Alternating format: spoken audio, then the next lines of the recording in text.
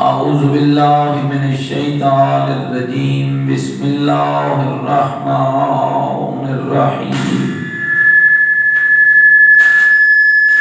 الحمدللہ رب العالمین والعاقبۃ للمتقین والنار للمنافقین الصلاۃ والسلام علی سیدنا ونبینا وشفیع ذنوبنا وطبیب قلوبنا ومولانا ابی القاسم محمد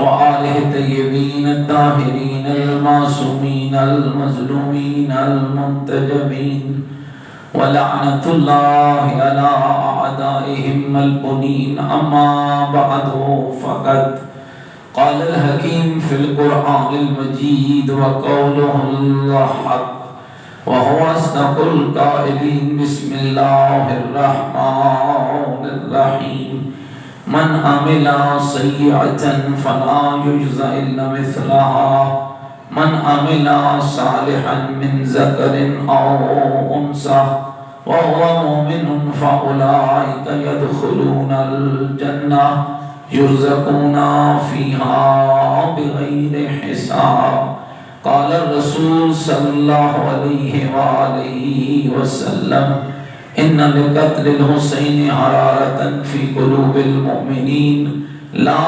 تبردوا ابدا بلند کر صلوات پڑھنا نعرہ تکبیر نعرہ تکبیر نعرہ رسالت نعرہ رسالت نعرہ حیدری نعرہ حیدری حسینیت حسینیت حسینیت یزیدیت یزیدیت یزیدیت بلند کر صلوات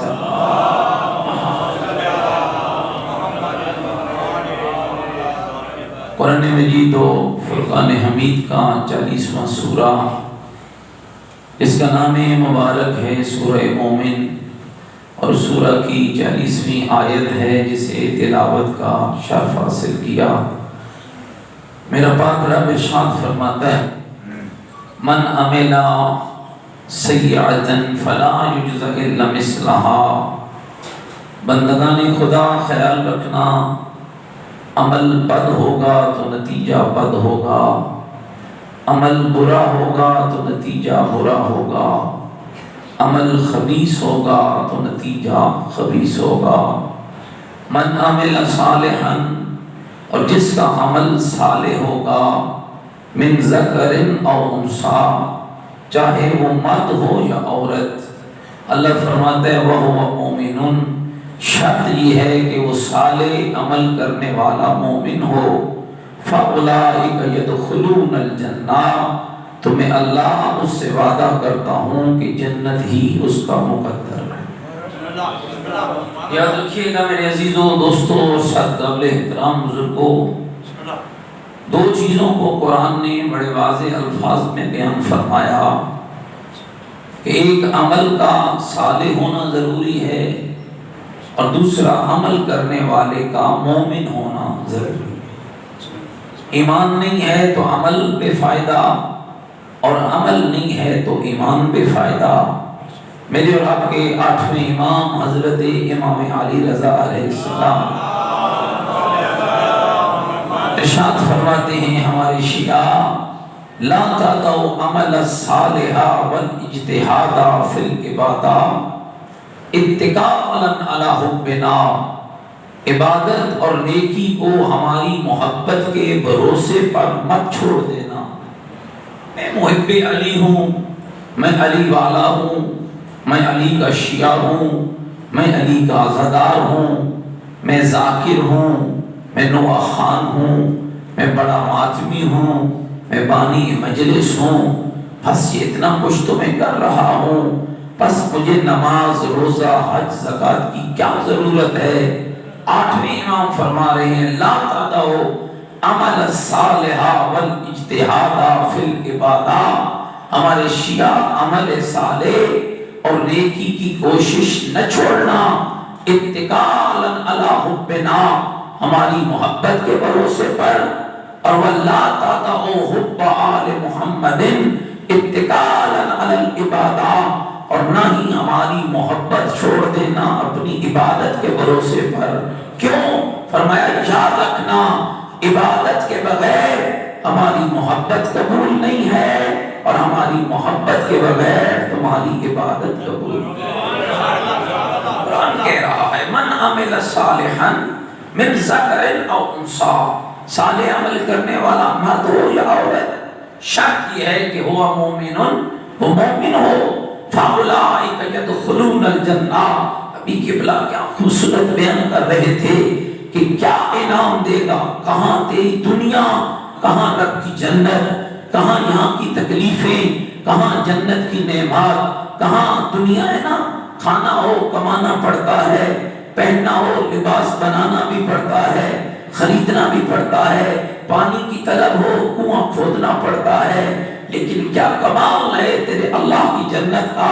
مومن اپنے محل میں بیٹھا ہوگا، اپنے محل میں بیٹھ کر جو ارادہ کرتا جائے گا اللہ اس کی مراد کو پورا کرتا جائے گا۔ اور خود قرآن نے بھی اس بات بیان فرمایا سورہ مبارکہ نبا میں، ان للمتقین مفازا حدائق وعنابا وکواعب اترابا وکأسا دہاقا لا یسمعون فیہا لغوا ولا کذابا جزاء من ربک عطاء حسابا۔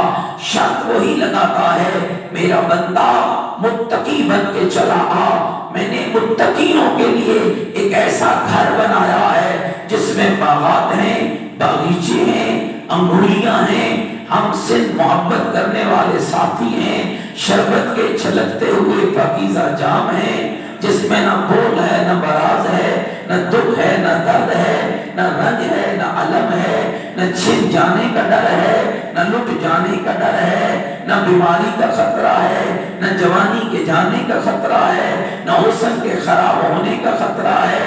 اپنے محل میں بیٹھ کر تو جو چاہتا جائے گا اللہ تیری مراد کو پورا کرے۔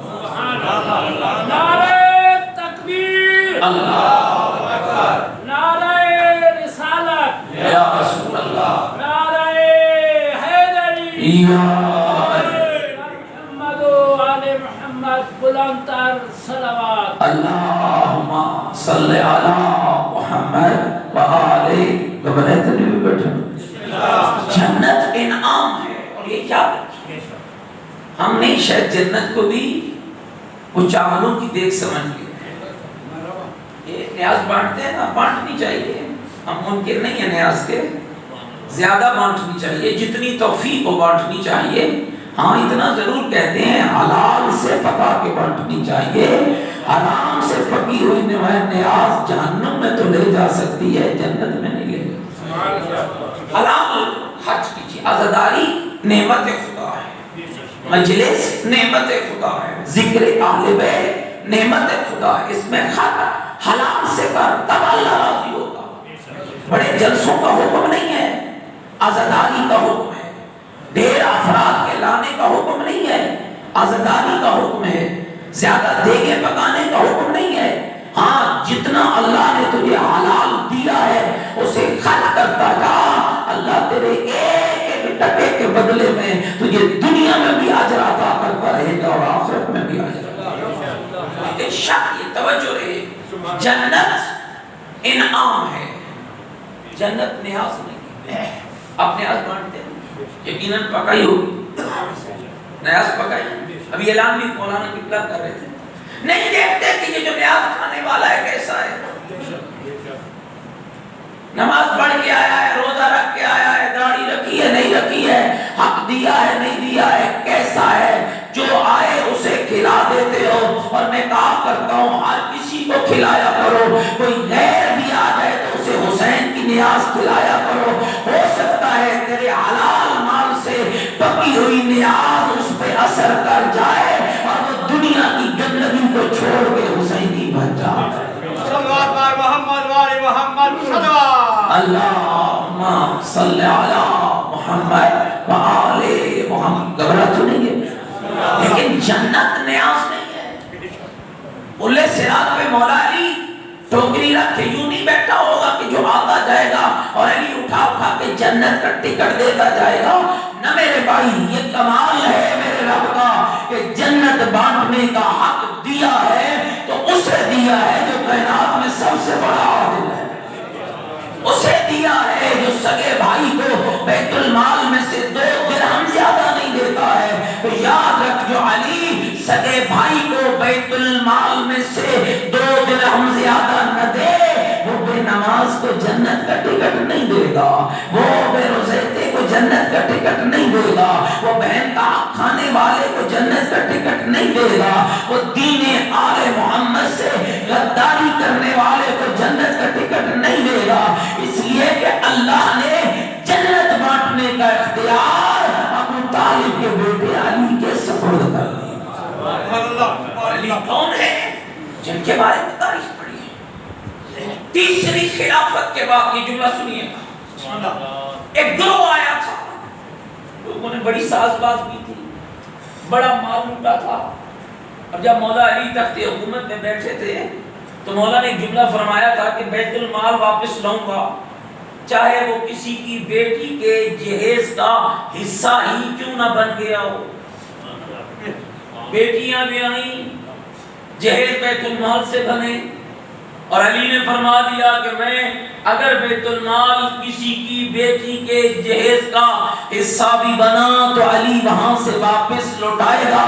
یہ سننا تھا کہ بڑے گھروں میں آگ لگ گئی اور ایک باقاعدہ گروہ تیار ہوا. میں نام نہیں لیتا، آگے گزرنا چاہتا ہوں. ایک بڑا گروہ تیار ہوا جس نے آ کر آپس میں مشورہ کیا کہ چلو، علی منبر خلافت میں بیٹھ چکا ہے، علی کے خلاف شورشیں اٹھ رہی ہیں، کہیں جمل کی آگ لگنے والی ہے، کہیں صفین کی آگ لگنے والی ہے، کہیں شام میں بغاوت کے آثار ہیں، کہیں مکے اور مدینے میں بغاوت کے آثار اٹھ رہے ہیں. تو چلو ہم اس بات سے فائدہ اٹھاتے ہیں اور جا کر علی سے بات کرتے ہیں، علی تیرے خلاف شورشیں سر اٹھا رہی ہیں، زمانہ تیرا دشمن ہے اور زیادہ دشمن بن رہا ہے. بس علی اتنا کیجئے، پرانے کاغذ آپ نہ کھولیے، آئندہ کی زندگی ہم ویسے گزاریں گے جیسے آپ چاہیں گے.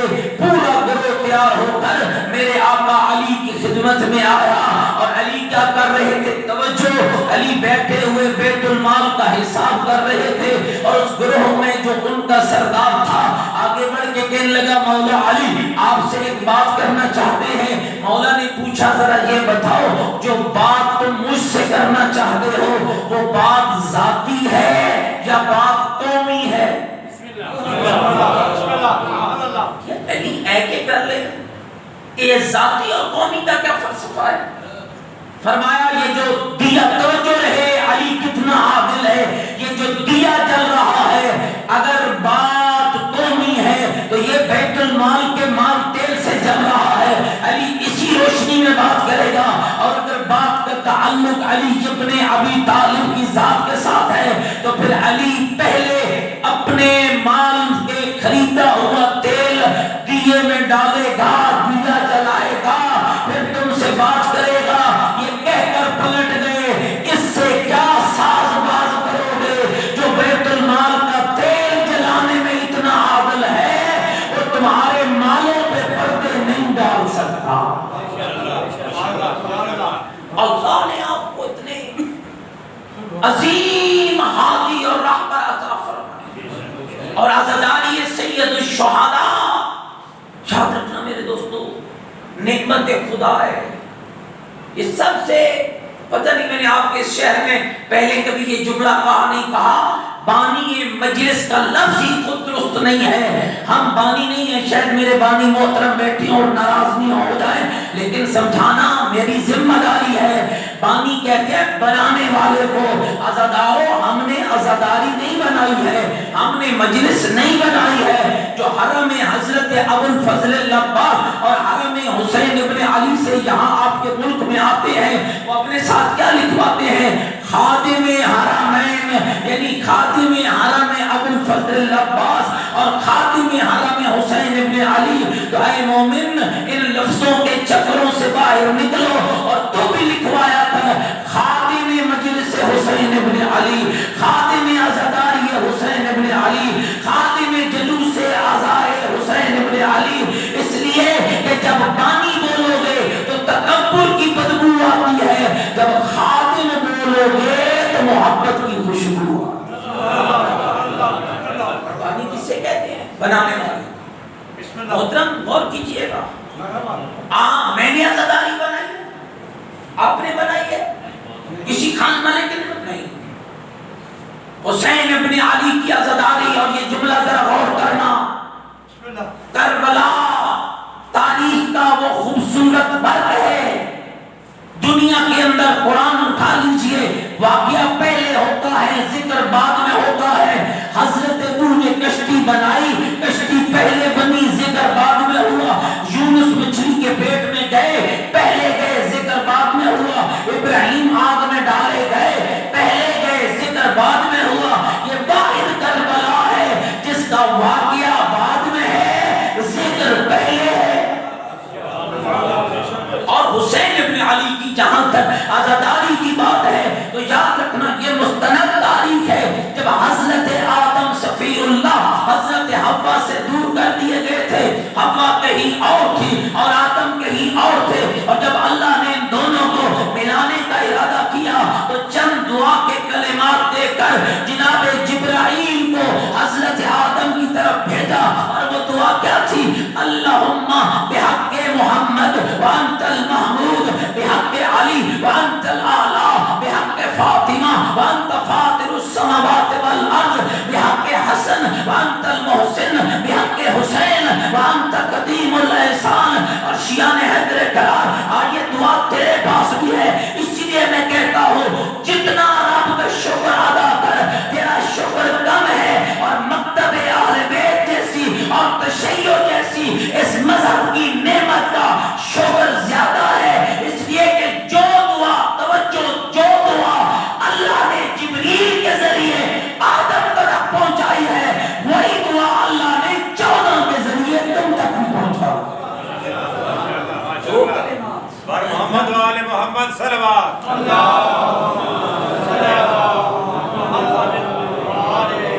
متوجہ بیٹھے نہیں بات؟ جو کلمات رب نے جبریل کے ذریعے آدم صفی اللہ کو بتائے، وہی کلمات رب نے کبھی علی کے ذریعے، کبھی مجتبیٰ کے ذریعے، کبھی حسین شہید کربلا کے ذریعے، کبھی زین العبا کے ذریعے۔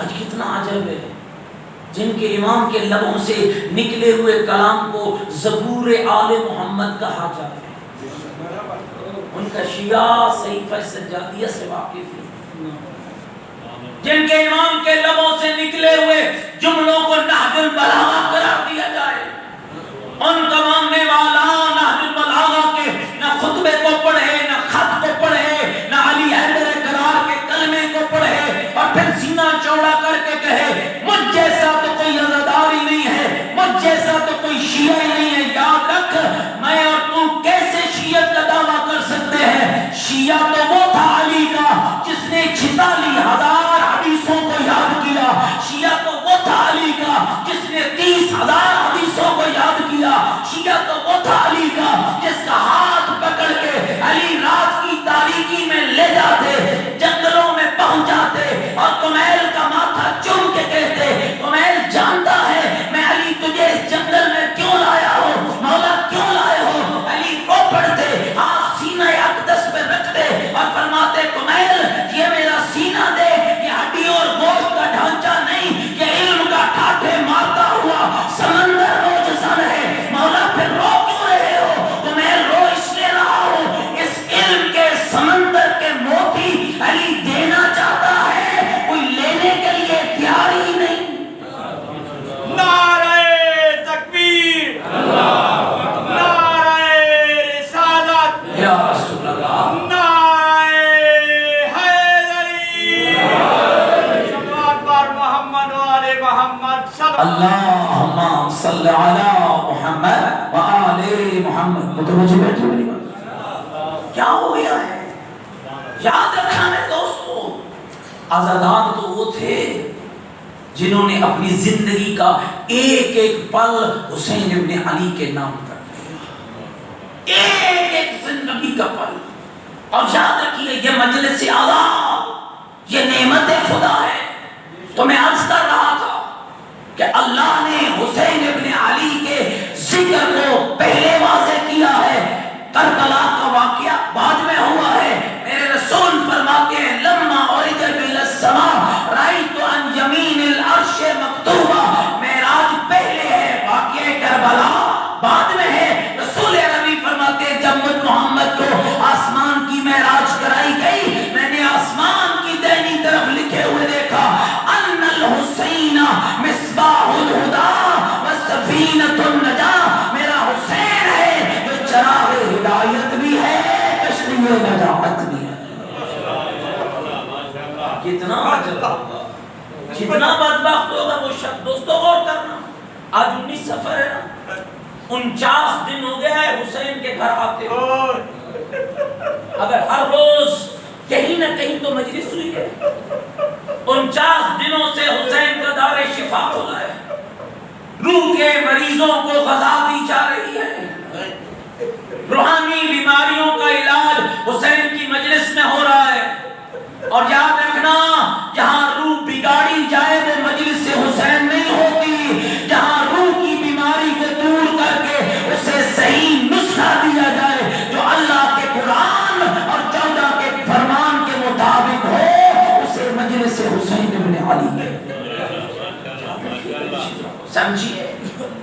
لمحے چاہیے ہوتے ہیں، اور کتنے دنوں میں حسین ہی بنا۔ ہماری تو حالت یہ دوستو، ہم نے حر کا نام لے کر بھی لوگوں کو بے نماز بنانے کی کوشش کی، حر کے نام پر بھی لوگوں کو بگاڑنے کی کوشش کی ہے۔ ہم نے عزاداری حسین کے لبادے میں بھی لوگوں سے نماز کو چھیننے کی کوشش کی ہے، اور تیرے ممبروں پہ کہا جاتا ہے اصحاب کہف کے کتے نے کون سی نماز پڑھی ہے، اگر وہ بغیر نماز کے جنت جا سکتا ہے تو ہم کیوں نہیں جا سکتے؟ پہلی تو بات یہ ہے تمہیں کس نے کہا ہے کہ جنت کتوں کے لیے بنی؟ اللہ نے جنت کو کتوں کے لیے نہیں بنایا، ناراض ہو گئے۔ اللہ نے جنت کو انسانوں کے لیے، مومنوں کے لیے، متقیوں کے لیے، شیعوں کے لیے، آل محمد کے محبوں کے لیے، علی ولی اللہ پڑھنے والوں کے لیے، اللہ کو وحدہ لا شریک، محمد کو رسول برحق اور علی کو امام برحق ماننے والوں کے لیے بنایا ہے۔ اور دوسری بات ہے جو کتے کا کام تھا وہ کتے نے پورا کیا، ہمارا کام کتے والا نہیں ہے۔ اور کتنی بیہودگی ہے دوستو کہ حسین کے منبر پہ مومن کو کتے سے تشبیہ دی جائے۔ نہیں، مومن کی ذمہ داری اور ہے۔ اگر نہیں سمجھ آ رہی تو 18واں پارہ کھولو جہاں اللہ نے علی ولی اللہ پڑھنے والے حسین کے شیعہ عزادار ماتمی کی صفات کو بیان کیا ہے۔ بسم اللہ الرحمن الرحیم، قد افلح المؤمنون الذین هم فی صلاتهم خاشعون والذین هم عن اللغو معرضون والذین هم للزکاة فاعلون والذین هم لفروجهم حافظون الا علی ازواجهم او ما ملکت ایمانهم فانهم غیر ملومین فمن ابتغى وراء ذلك فاولئک هم العادون والذین هم لاماناتهم وعهدهم راعون والذین هم على صلواتهم يحافظون اولئک هم الوارثون الذین یرثون الفردوس هم فیها خالدون۔ کون کہتا ہے کہ شیعہ قرآن میں نہیں ہے؟ کون کہتا ہے کہ شیعہ کا ذکر قرآن میں نہیں ہے؟ کون کہتا ہے کہ محب علی کا تذکرہ قرآن میں نہیں ہے؟ 11 آیات ہیں جن کو میں نے ابھی پڑھا ہے، اور یہ وہی آیات ہیں جو نزول قرآن سے پہلے 4 دن کے علی نے محمد کے ہاتھوں پہ پڑھی تھی۔ کیا کمال ہے! شروع کرتا ہوں اللہ کے نام سے جو بڑا مہربان ہے، احترام کرنے والا۔ قرآن نعرہ لگا مولوی ذاکر مفتی کا نہیں، یہ قرآن کا نعرہ ہے، قد افلح المؤمنون، مومن کامیاب ہے، لیکن مومن ہے کون؟ الذین هم فی صلاتهم خاشعون، جو مسجد کو تھانہ سمجھے وہ مومن نہیں ہے، جو خشوع والی نماز پڑھے وہ مومن ہے۔ والذین هم عن اللغو معرضون، جو جھوٹی قسم اٹھائے وہ مومن نہیں، جو غیبت کرے وہ مومن نہیں، جو تہمت لگائے وہ مومن نہیں۔ مومن کون ہے؟ جو لغویات سے پرہیز کرے۔ والذین هم للزکاۃ فاعلون، مومن وہ ہے جو زکات کو ادا کرے۔ والذین هم لفروجهم حافظون، مومن وہ ہے جو اپنے کردار کی حفاظت کرے، ادھر جائے جدھر رب نے جانا حلال قرار دیا ہے، حرام راستے کا راہی مومن نہیں ہے۔ قرآن کہتا ہے فمن ابتغى وراء ذلك فاولئک هم العادون، جو حلال راستہ چھوڑ کر گندگی غلیظ اور نجاست کے راستے پہ چلے گا، قرآن کہتا ہے وہ باغی ہے، اور علی کا شیعہ مطیع ہوتا ہے، باغی نہیں ہوتا۔ والذین هم لأماناتهم وعهدهم راعون، مومن وہ ہے جو وعدے کو لا دین لہ لمن لا عہد لہ، اس کا کوئی دین نہیں جس کا وعدہ نہیں۔ مومن اور منافق کی پہچان جب معصوم سے پوچھی گئی مل فرق بین المومن والمنافق، مومن اور منافق میں فرق کیا ہے؟ معصوم نے فرمایا تین چیزیں فرق کرتے ہیں، مومن بات کرتا ہے تو سچ بولتا ہے، منافق بات کرتا ہے تو جھوٹ بولتا ہے۔ مومن وعدہ کرے تو پورا کرتا ہے، منافق وعدہ کرے تو وعدہ خلافی کرتا ہے۔ مومن کے پاس امانت رکھو تو امین ہوتا ہے، منافق کے پاس امانت رکھو تو خیانت کار ہوتا ہے۔ جب میں اور آگے بڑھا، سوائے کے مردہ والے سے پوچھا کہ پیغمبر کے زمانے میں مومن اور منافق کی پہچان کیا ہوتی تھی، تو کہا ایک شرط اور بھی بتائی ہے، اور یہ شرط اصحاب مصطفیٰ نے بتائی ہے، کن نعرف المنافقین ببغض علی ابن ابی طالب، ہم منافق کو علی کے بغض سے پہچانا کرتے تھے۔ اس کا مطلب ہے محمد صلوات صلی علی محمد وآل محمد۔ گھبراہٹ سنی ہے میری بات؟ علی کا محب وعدہ پورا کرتا ہے، امانت کو ادا کرتا ہے، سچ بولتا ہے، اور اس کے بعد پھر وہ محبت علی ایسے رکھتا ہے کہ جیسے اس کے سامنے علی کا نام لیا جائے چہرہ اس کا خوشی سے کھل جائے۔ والذین هم لأماناتهم وعهدهم راعون، مومن وہ جو امانت کو ادا کرے، وعدے کو پورا کرے۔ والذین هم علی صلواتهم یحافظون، مومن وہ جو اوقات نماز کی پابندی کرے۔ مومنین جاگنا اور غور کرنا، قرآن کہہ رہا ہے یہ 7 صفتیں، خشوع والی نماز 1، لغویات سے پرہیز 2، زکات کو ادا کرنا 3، کردار کی حفاظت 4، امانت کو ادا کرنا 5، وعدے کو پورا کرنا 6۔ میرا رب کہہ رہا ہے اور اوقات نماز کی پابندی 7، یہ 7 صفتیں تم پیدا کر لو، میں اللہ وعدہ کرتا ہوں تمہیں جنتی نہیں، اللہ تمہیں جنت کا وارث بنا دے گا۔ یہ روایات سنتے ہو نا؟ کل میں رات کو روایت پڑھ رہا تھا امیر المومنین کے شیعہ کے بارے میں، حسین ابن علی کے عزادار کے بارے میں پیغمبر نے فرمایا، سنیے گا اس جملے، اللہ جب یہ صفتیں پیدا کرو گے نا، اللہ تمہیں جنت کا وارث بنائے گا۔ کیسے؟ سنیے سے پہلے پیغمبر مدینے کی سرزمین پر اپنی گود میں بٹھا کے حسین ابن علی کے رخساروں کا بوسہ لے کے اپنے ایک ایک صحابی کو بلانے لگے، اور جب سب صحابہ پیغمبر کے اکٹھے ہو گئے تو زہرا کے بابا نے حسین کے رخساروں کو چوم کے فرمایا یا ایھا الناس، اور لوگوں فارغ ہو، اسے پہچان لو، ھذا حسین ابن علی، یہ حسین ابن علی ہے۔ کیسا حسین ہے؟ انہ لفی الجنہ محبہ فی الجنہ، محب و محبی فی الجنہ، محب بھی جنتی ہے اور اس کے محب کا محب بھی جنتی ہے۔ اللہم صلی علی محمد وآل متوجہ ہے۔ جب حسین ابن علی کا عزادار اور محب یہ بھی زیارت کو چاہ رہے ہیں نا مومنین، زیارت پہ اللہ آپ کو بھی لیجئے، مل کے دعا کریں اللہ آپ سب کو زیارت مظلوم کربلا، آپ میری طرف توجہ رکھیں، سب کو زیارت مظلوم کربلا کے لیے لے جائے۔ اس دعا کی قبولیت کے لیے مل کے بلند تر صلوات صلی علی محمد۔ اے دعا میں چنگی منگی جڑی میں دعا منگی ہے تسی میرے پاس متوجہ بیٹھ گئے، کیا دعا مانگی میں نے؟ یا اللہ اگلے سال ہم سب کو چیلوں میں حسین ابن علی پر کربلا لے جا۔ پسند آئی آپ کو؟ پھر اس کی قبولیت کے لیے ذرا مل کے صلوات صلی علی محمد۔ معصوم نے فرمایا اذا کان یوم القیامہ، جب قیامت کا دن ہوگا، ینادی مناد، ایک ندا دینے والا ندا دے گا، این الزبار قبر الحسین۔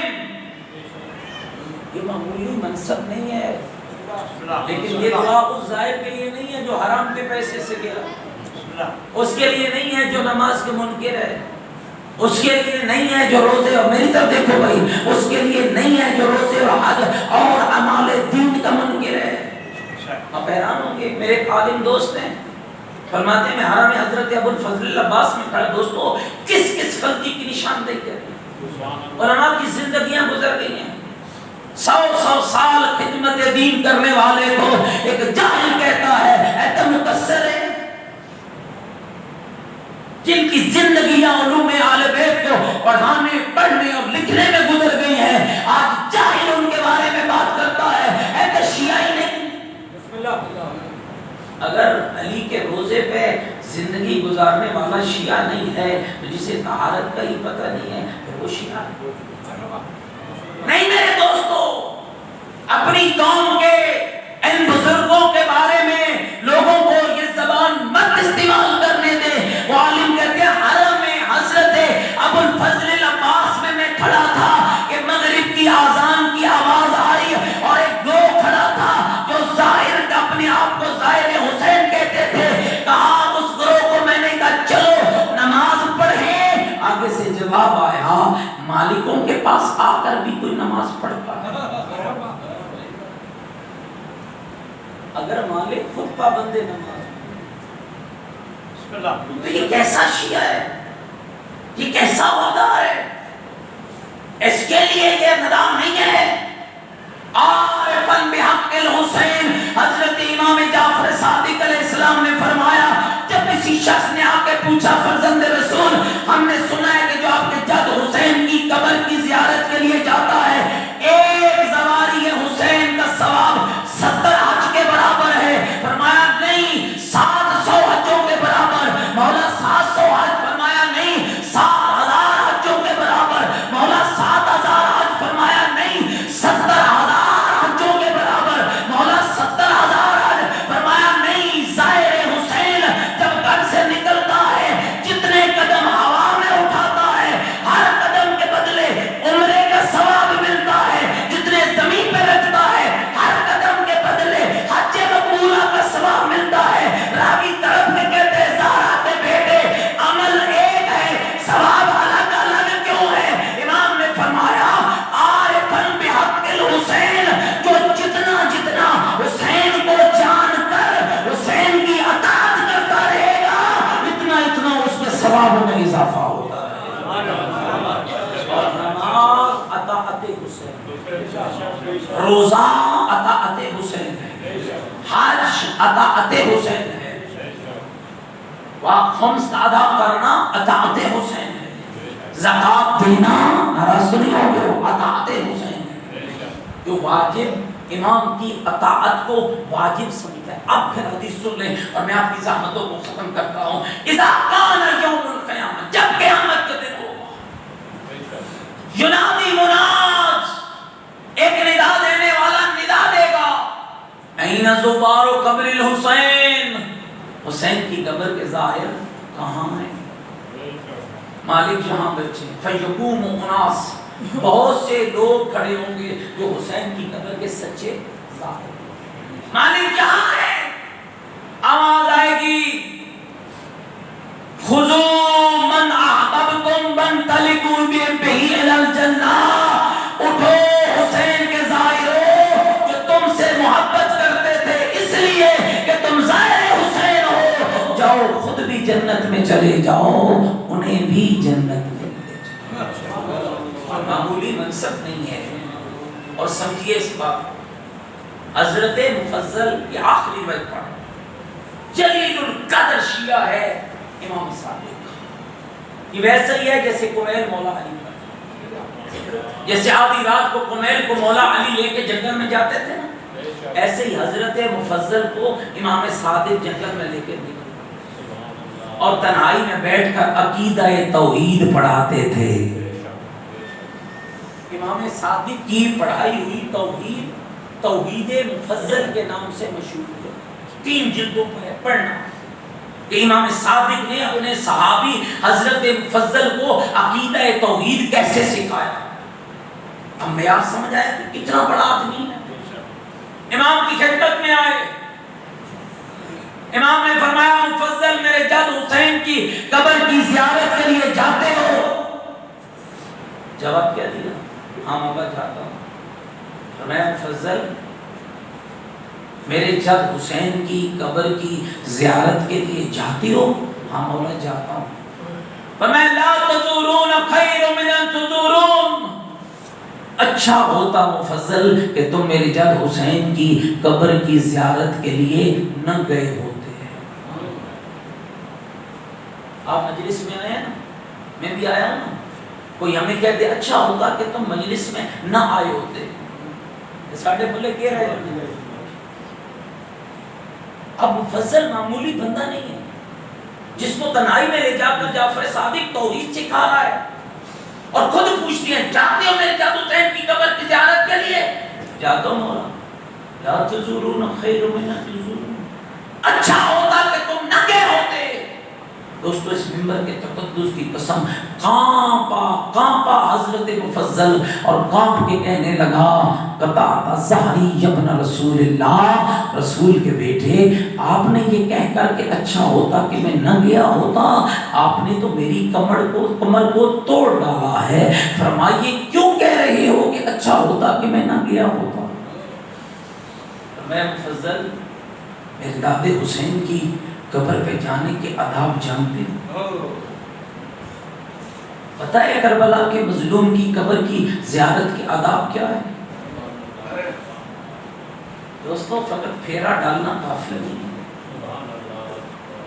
کبھی سلاب سے لڑ رہا ہے، کبھی راستے میں مومن سے لڑ رہا ہے، کبھی عزاداروں سے لڑ رہا ہے، یقین جانو ماں سے فوٹو آتے ہیں تو دل خون کے آنسو روتا ہے، حسین کی زمین پہ کھڑا ہے، بجائے اس کے کہ کربلا کے غریب کو اکبر کا پرچہ دے، سیلفی بنا رہا ہے، فوٹو بنا رہا ہے، ہنس کے باتیں کر رہا ہے۔ یہ کہاں گیا ہے، پکنک کے لیے یا حسین کی؟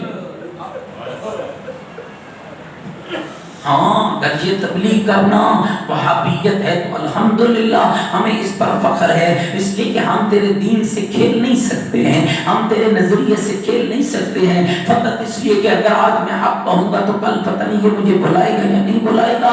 نہ بلاؤ دوستو، یاد رکھو روٹی مجلس کے اندر نہیں ہے، رزق کا وعدہ تو رب نے کر لیا ہے، جب تک زندہ ہے خدا سے دعا مانگتے ہیں اور میرے اللہ حق کہنے کی توفیق دینا، حق پڑھنے کی توفیق دینا، حق سننے کی توفیق دینا، حق سمجھنے کی توفیق دینا۔ مومنین ہر قبر پہ جانے کے آداب ہیں، مشہد جاؤ یا سامرہ، قازمین جاؤ یا نجف، مدینہ منورہ جاؤ، حکم ہے حدیثوں میں جس بھی معصوم کی قبر کی زیارت کے لیے جاؤ غسل کرو، نیا لباس پہنو، خوشبو لگاؤ، پھر قبر میں زیارت کے لیے جاؤ۔ لیکن جب کربلا جاؤ تو کہا جاتا ہے اب نیا لباس بھی نہ پہنو، اب خوشبو بھی نہ لگاؤ، وہی گردالود لباس پہن کے حسین کے روزے پہ حاضری دو تاکہ تمہیں احساس ہو کہ میں کس غریب کی قبر پہ آیا۔ اجرکم علی اللہ، اجرکم علی اللہ۔ اور میں ایک جملہ اور کا، یہ حدیث کے لفظ نہیں ہے، یہ میرے اپنے اندر کی بات ہے۔ اللہ تمہیں لے جائے، میں دعا مانگتا اگلے سال اللہ ہم سب کو حسین کی قبر کی زیارت کے لیے لے جائے۔ اے مومنین، جب وہاں جانا، یہ کھانے پینے کا خیال نکال کے، یہ سوچ کے کربلا جایا کر، جس کی زیارت کے لیے جا رہا ہے وہ 3 دن کا بھوکا مارا گیا، وہ 3 دن کا پیاسا مارا گیا۔ دوستوں، میں نے قبلہ ظہور خان صاحب سے اس روایت کو سنا تھا، فرماتے ہیں جب حسین کی سواری خیموں میں آئی تھی نا، ہر بیوی نے پوچھا تھا، او میرے بابا کا گھوڑا، او میرے مولا کا گھوڑا، او میرے بھیا کی سواری، بتا مولا کو کہاں اتارا، میرے آقا کو کہاں اتارا۔ لیکن جب 4 سال کی سکینہ کے سامنے آئی تھی، بچی نے سواری کی کٹی ہوئی لگاموں کو پکڑ کے نہیں کہا تھا کہاں اتارا، نہیں کہا تھا کیسے اتارا۔ سنو میں چھوٹی اولاد والوں، سکینہ نے بابے کی سواری کی لگاموں کو پکڑا اور ایک ڈر بڑا جملہ کہا، میرے بابا کی سواری، مجھے اتنا بتا، کسی نے میرے بابے کو پانی پلایا؟ کسی نے میرے مظلوم اور پانی پلایا تھا یا کوئی نہ؟ یہی وجہ ہے عزیزانو، تمہیں عرض کر رہا ہوں، جب کربلا جاؤ، کھانے اور پانی کا خیال نکال کے، یہ سوچ کے حرم حسین میں قدم رکھا کر۔ ہو سکتا ہے جہاں تیرے قدم آئے ہو وہیں زینب کھڑی رو رہی ہو، کہیں بی بی کہہ رہی ہو اما فیکم مسلم ابن سعد، اور سعد کے بیٹے تم میں کوئی مسلمان نہیں رہا، اور تم دیکھ نہیں رہے ہو یقتل ابو عبداللہ، اور ابو عبداللہ کو قتل کیا جا رہا ہے، اور تمہاری حص مر چکی ہے، اور یہ وہی کربلا ہے۔ جب حرم میں جایا کرو نا، یہ سوچ کے جایا کرو، ہو سکتا ہے جہاں تیرے قدم ہو وہیں حسین اکبر کا لاشا اٹھا کے کھڑا ہو سکتا ہے جہاں تیرے قدم ہو وہیں غازی کے بازوؤں کو اٹھایا ہو سکتا ہے جہاں تیرے قدم ہو وہیں نبی زادیوں کے جلے ہوئے خیمے ہو، نکلیوں قیام سے باہر۔ حمید ابن مسلم کہتا ہے، میں نے ایک بچی کو دیکھا کہ جس کے کرتے کے دامن کو آگ لگی ہوئی تھی، بچی میدان کربلا میں دوڑتی، ہوا پڑتی، آگ بھڑکتی، یہ کہتا ہے میں نے رام طلب نظروں سے دیکھا اور بچی کی طرف چلا کہ چند قدم ہٹ کے کہنے لگی، شیخ میرے قریب، شیخ میں رسول کی بیٹی، کہتا ہے بچی منع کرتی رہی، میں نے آپ کو بجھا ڈالا اور رام طلب نظروں سے دیکھا اور مجھے کہنے لگی، یا شیخ ہل رأیت طریق النجف، اے شیخ نجف کی راہ جانتا ہے؟ کہتا ہے میں نے کہا ہے بچی تو بڑی کم سن ہے، اور نجف جا کے کیا کرے گی؟ کہنے لگی نہیں پتا، وہاں تو میرا دادا علی رہتا ہے، میں کہوں گی دادا بیٹے مارے گئے، دادا خیام جل گئے، دادا چادریں لٹ گئی، اجرکم علی اللہ، اجرکم علی اللہ۔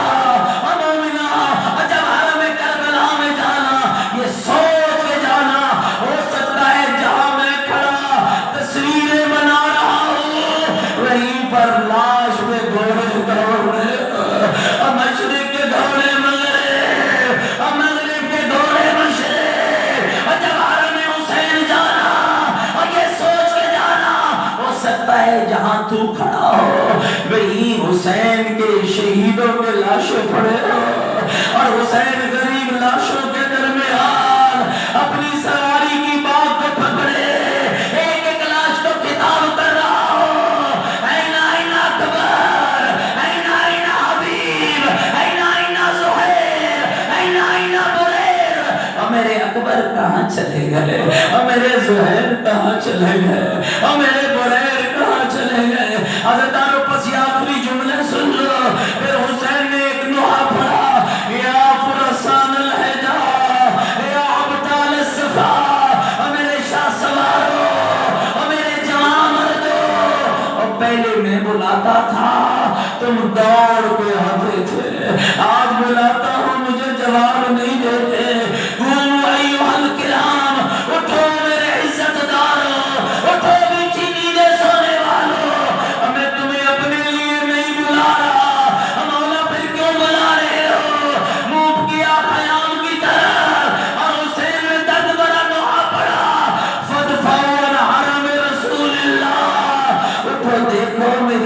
زینب اکیلی رہ گئی ہے، اٹھو دیکھو میری بیٹیاں اکیلی رہ گئی ہے، اور کوئی تو مجھے کہہ دو مولا جا میدان چلا جا، اور تیری بہنوں کا پردہ جانے اور ہم جانے، انا للہ و انا الیہ راجعون، الا لعنت اللہ علی القوم الظالمین۔ بارے محمد و آل محمد کا واسطہ ہماری قریب سی عبادت کو قبول فرما، ہم سب کی خطائیں معاف فرما، دامے درنے سخن قدمیں جن آباب